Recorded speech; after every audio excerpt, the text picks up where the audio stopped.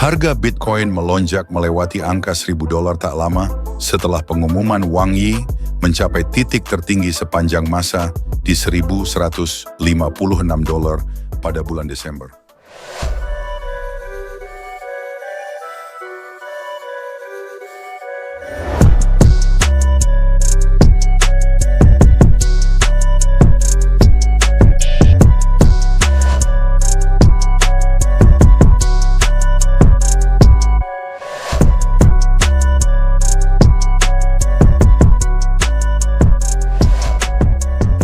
Pada video sebelumnya, saya sudah membahas harga Bitcoin di $1.156.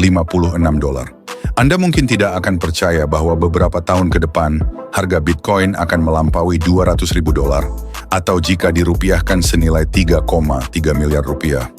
Seperti apa yang dibilang Halvini pada postingannya, jika Bitcoin menjadi alat tukar yang sah di masa depan, maka harga Bitcoin akan semakin bernilai. Pada tanggal 6 Maret 2014, Newsweek memposting sebuah artikel yang mengklaim telah menemukan identitas Satoshi Nakamoto. Maka dimulailah perburuan liar, tak terduga, dan tak pernah berakhir untuk menemukan Satoshi yang sebenarnya. Pria yang diyakini Newsweek sebagai Satoshi yang sebenarnya adalah seorang insinyur Jepang yang tinggal di Amerika bernama Dorian Nakamoto. Nakamoto memiliki beberapa kesamaan profesi dengan Satoshi, begitu pula nama belakangnya. Hingga hari ini, Dorian Nakamoto menyangkal bahwa dirinya adalah Satoshi. Newsweek awalnya membagikan foto rumah Nakamoto, yang berarti hampir semua orang dapat mengetahui tempat tinggalnya. Hal ini memicu reaksi keras terhadap Newsweek karena pelaporannya yang tidak bertanggung jawab. Sebuah kampanye di Reddit kemudian mengumpulkan 100 Bitcoin untuk Dorian Nakamoto sebagai cara meminta maaf atas cobaan berat yang telah dialaminya. Well, Bitcoin is exciting because it shows how cheap it can be. Bitcoin is better than currency in that you don't have to be physically in the same place, and of course for large transactions currency can get inconvenient. The customers we're talking about aren't trying to be anonymous. They're willing to be known. So pada tanggal 2 Oktober 2014, selama wawancara dengan Bloomberg, Bill Gates tetap bersikap positif terhadap Bitcoin dengan mengatakan bahwa Bitcoin lebih baik daripada mata uang karena Anda tidak perlu berada di tempat yang sama secara fisik dan, tentu saja, untuk transaksi besar, mata uang bisa menjadi sangat merepotkan. Lalu 2 bulan setelahnya, yaitu pada bulan Desember 2014, Microsoft mengumumkan bahwa mereka akan segera mulai menerima Bitcoin untuk kunci sistem operasi Windows dan produk perangkat keras termasuk ponsel dan konsol Xbox. Pada 8 Desember 2015, Wired menerbitkan sebuah cerita yang menyatakan bahwa seorang ilmuwan komputer Australia bernama Craig Wright mungkin adalah Satoshi Nakamoto. Kemudian sehari setelahnya, klaim Craig Wright sebagai Satoshi asli mulai terungkap lebih cepat daripada yang pertama kali muncul. Vice melaporkan bahwa kunci PGP yang digunakan untuk membuktikan Wright adalah Satoshi dibuat setelah tahun 2009. Hal ini menunjukkan bahwa klaim Wright sengaja menipu, dan oleh karena itu klaimnya sebagai Satoshi adalah tipuan. Sebuah alamat email yang sebelumnya digunakan oleh Satoshi mengirimkan sebuah pesan ke milis pengembang Bitcoin yang mengatakan, "Jangan lakukan ini lagi."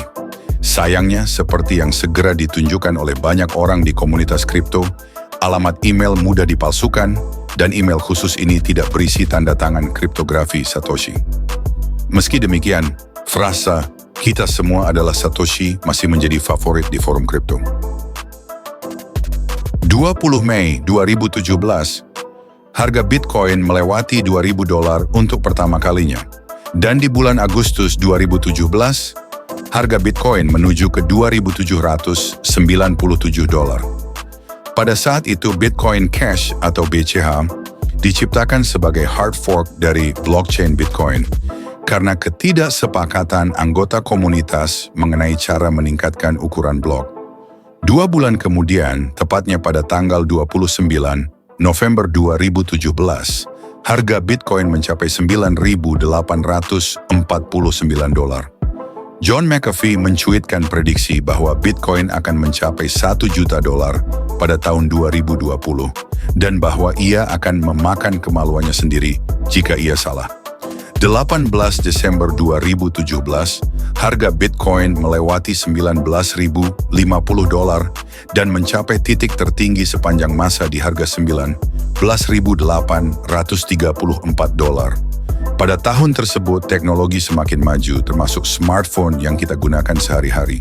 Sehingga tidak sedikit orang yang penasaran apa itu Bitcoin, termasuk saya sendiri. Generally, I can say almost with certainty that they will come to a bad ending. Now, when it happens or how or anything else, I don't know.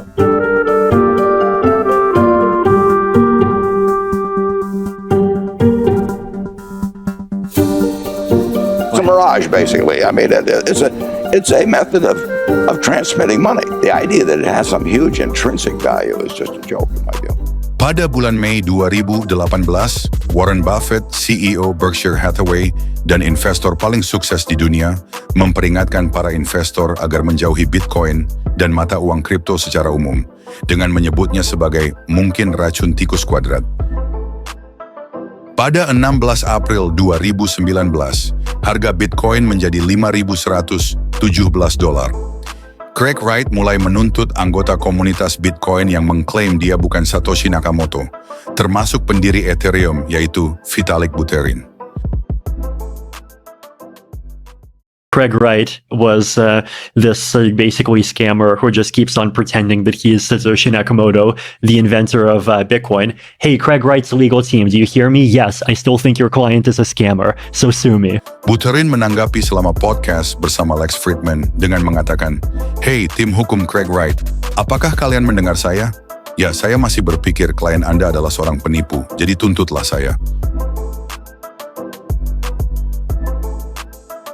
Sementara Craig Wright masih ngotot, mengaku dirinya adalah Satoshi Nakamoto yang sesungguhnya.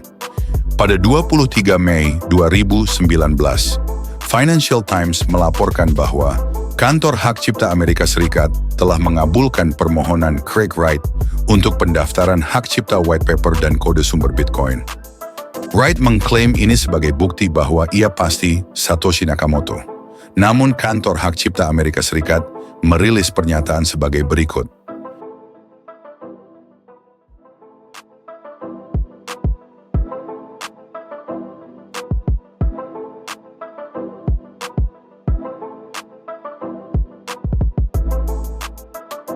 Kantor Hak Cipta Amerika Serikat juga mengonfirmasi bahwa banyak orang dapat mendaftarkan klaim dan biayanya hanya $55 dan departemen hanya akan menolak klaim jika jelas terlihat bahwa klaim tersebut salah. Wright kemudian mengepostkan versi white paper Bitcoin yang telah diubah di situs webnya yang mencantumkan namanya sendiri. Ada-ada aja kelakuan si kunyuk satu ini. Pada tanggal 24 Oktober 2019, dalam perubahan haluan yang mengejutkan, Xi Jinping, Presiden Tiongkok, secara terbuka menyatakan dukungannya terhadap teknologi blockchain. Saat itu, sejumlah media menduga perubahan sikap itu disebabkan oleh cuitan terbaru Presiden Trump yang mengkritik mata uang kripto. Kemudian 2 tahun setelah itu, tepatnya pada tanggal 8 Januari 2021, harga Bitcoin melambung melewati $40.000 untuk pertama kalinya dan mencapai titik tertinggi baru sepanjang masa. Pada tanggal 28 Januari 2021, Elon Musk, CEO Tesla, menambahkan hashtag Bitcoin ke profil Twitternya yang memicu sorak-sorai dari seluruh dunia kripto. Harga Bitcoin langsung naik 10% setelah itu.